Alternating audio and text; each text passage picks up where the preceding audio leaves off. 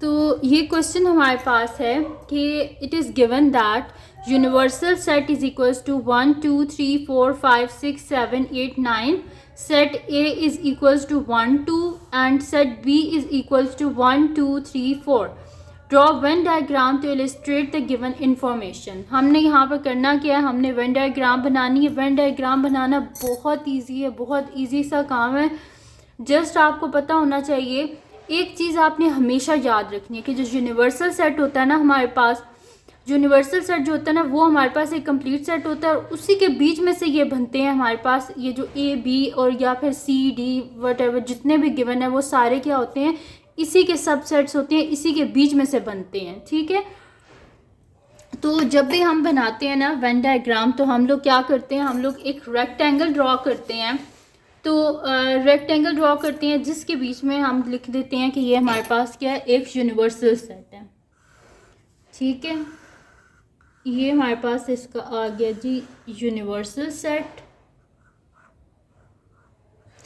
तो universal set के बीच में ये आ जाएंगे मेरे पास ए और बी। अच्छा, एक और चीज़ देखें कि ए के जो सारे एलिमेंट्स हैं वो सारे किस में मौजूद हैं, बी में मौजूद है ना, यानी कि ए किसका सबसेट है, बी का सबसेट है, यानी कि प्रॉपर सबसेट है। प्रॉपर सबसेट की क्या डेफिनेशन थी, प्रॉपर सबसेट की ये डेफिनेशन थी कि अगर ए के सारे एलिमेंट्स बी में मौजूद हों और उसके अलावा भी बी के अंदर कुछ एलिमेंट्स मौजूद हों। देखें, इसके एलिमेंट्स 1 2 है ना, इसके एलिमेंट्स 1 2 हैं, लेकिन इसके अलावा इसके दो और भी एलिमेंट्स हैं यानी कि 3 और 4, तो ये इसका प्रॉपर सेट है ए। अगर तो इसके एलिमेंट्स होते 1 2 और इसके भी एलिमेंट्स होते 1 2, तब ये दोनों होते इक्वल, प्रॉपर सबसेट ना होते। फिर इस चीज़ का आप लोग बहुत जो है वो डेफिनेशंस जो हैं इनको सही से समझा करें कि प्रॉपर सबसेट क्या होता है, सबसेट और ये सारी चीज़ें जो है ना ये आप लोग देखा करें।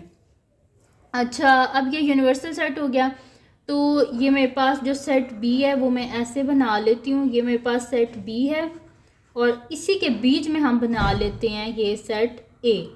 ठीक है, और जो सेट ए है इसके क्या एलिमेंट्स हैं हमारे पास 1 2 और बी के क्या हैं 3 4। तो बी के बीच में क्या आ गया 1 2 3 4 और बाकी सारे जो हैं वो मैं यहाँ पे लिख देती हूँ 5 6 7 8 9। ठीक है जी, तो ये हमारे पास क्या हो गया, इसकी वेन डायग्राम जो है वो बन गई है।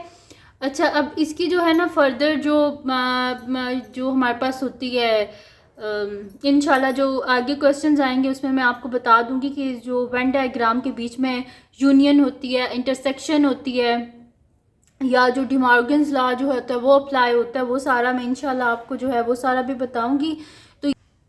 तो स्टार्ट करते हैं इसको। क्वेश्चन नंबर 5 जो है वो हमारे पास है कि it is given that E is equals to 11 13 15 17 and F is equals to 12 14 15 16 17 18 20.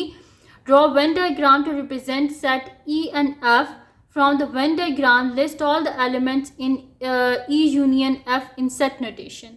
हमने करना क्या है, सबसे पहले इनकी जो है वो वेन डायग्राम बनानी है, फिर वेन डायग्राम की हेल्प से हमने क्या लिखना है, ई यूनियन एफ करना है। ठीक है जी, तो यहाँ पर मैं कर देती हूँ और ये मैंने नाम लिखा था, जिन स्टूडेंट ने मुझे ये क्वेश्चन जो है वो बोला था कि आप कर दें, तो मैंने उनका नाम इधर पेपर पे लिख लिया कि मैं भूल ना जाऊँ नाम जो है वो मेंशन करना। तो यहाँ पर मैं लिख देती हूँ कि मेरे पास सेट ई जो है वो क्या है, सोल्यूशन यहाँ से स्टार्ट हो रहा है। तो जो ई है वो मेरे पास है 11 13 15 17 और जो एफ़ है वो मेरे पास है 12 14 15 16 17 18 20। तो अब हमने क्या बनानी है, वेन डायग्राम। तो मैं यहाँ पे लिख देती हूँ वेन डायग्राम। तो यहाँ पर क्योंकि कोई यूनिवर्सल सेट नहीं गिवन, इस वजह से हम यूनिवर्सल सेट का वो जो रेक्टेंगल है उसको तो नहीं बनाएंगे। यहाँ पर मैं सिंपल लिख देती हूँ कि ये मेरे पास एक सर्कल जो है वो मेरे पास ई का है और एक जो सर्कल है वो मेरे पास है एफ का। ठीक है, एक मेरे पास ये सेट ई है और एक मेरे पास एफ है। तो जो सेट ई है इसकी क्या एलिमेंट्स है मेरे पास 11 13 15 17। सबसे पहले देखने कि क्या अगर इनके बीच में दोनों में कोई कॉमन है तो उसको यहाँ पर लिखना है जहाँ पर ये दोनों एक दूसरे से इंटरसेक्ट कर रहे हैं। तो अगर आप देखें तो 15 इसमें भी है, 15 इसमें भी है, 17 इसमें है, 17 इसमें भी है। तो ये यहाँ पर हम कॉमन जो इन दोनों की जगह है यहाँ पर लिखेंगे 15 17। बाकी इसके क्या एलिमेंट्स रह गए 11 13, और इसके क्या एलिमेंट्स रह गए हमारे पास 12 14 16 18 20। ठीक है जी, क्या आ गया मेरे पास। और यहाँ पर हमने करना क्या है, हमने यहाँ पर क्वेश्चन में मेंशन था कि हमने लिखना है ई यूनियन एफ। ठीक है, तो मैं यहाँ पर लिख देती हूँ, ये तो फर्स्ट पार्ट हो गया ना, यहाँ पे कर देते हैं सेकंड पार्ट का सोल्यूशन। हमने करना है E union F. E union F यानी कि वो सारे एलिमेंट्स लिखने हैं कि जो हमारे पास ई में भी हैं और एफ में भी हैं, सबको, यानी कि इन सब को लिख देना है हमने। और आपको मैंने पहले भी बताया था कि सेट में कभी भी रेपिटेशन नहीं होती, तो और वेन डायग्राम में भी कभी भी रेपिटेशन नहीं होती। अगर दोनों में कोई कॉमन चीज़ है तो उसे हम मिडल में लिख देते हैं, और इसी तरह जो सेट है उसमें भी कभी भी रेपिटेशन नहीं होती। तो इन सबको हम लिख देंगे तो मेरे पास आ जाएगा, और अरेंज करके लिख लेंगे 11 12 13 14 15 16 17 18, और इसमें 19 नहीं है, इस वजह से 19 को हम नहीं लिखेंगे, मैं 20 लिख दूँगी। ठीक है जी, तो यहाँ पर ये मेरे पास इसके सारे एलिमेंट्स आगे देखें 11 12 13 14 15 16 17 18 19 नहीं था, इस वजह से नहीं लिखा, 20। ठीक है, तो यहाँ पर मेरे पास सारे आगे इसके जो एलिमेंट्स हैं वो मैंने लिख दिए ई यूनियन एफ में।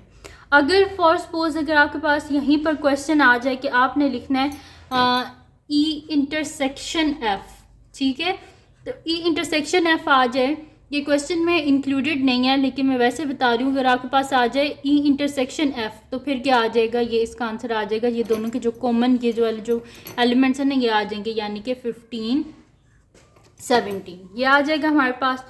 और अगर आपसे कहा जाए कि आप शेड करें ई यूनियन एफ तो ये पूरा शेड हो जाएगा, और अगर आपसे कहें कि शेड करें ई इंटरसेक्शन एफ तो सिर्फ इतना सा पोर्शन शेड होगा। ठीक है जी, तो ये छोटी छोटी बातें थी वेन डायग्राम से रिलेटेड। तो अगर ये वीडियो आपके लिए हेल्पफुल हो तो इसको लाइक कीजिएगा, मेरे चैनल को सब्सक्राइब कीजिएगा और बेल आइकन को लाजमी प्रेस कर दीजिएगा ताकि आपको न्यू आने वाली वीडियोस के बारे में पता चल सके। और जो मेरा सेकंड चैनल है जिसके बीच मेरे कुकिंग की, क्राफ्ट्स की, रिडल्स की, ट्रैवलिंग की वीडियोस हैं, उसका लिंक भी डिस्क्रिप्शन में, इसको भी सब्सक्राइब कर दीजिएगा। अपनी दुआओं में लाजमी याद रखिएगा। और जो मेरी बहन का चैनल है उसका लिंक भी डिस्क्रिप्शन में, उसको भी सब्सक्राइब कर दीजिएगा। और बस अपनी दुआओं में लाजमी याद रखिएगा। अल्लाह हाफिज़।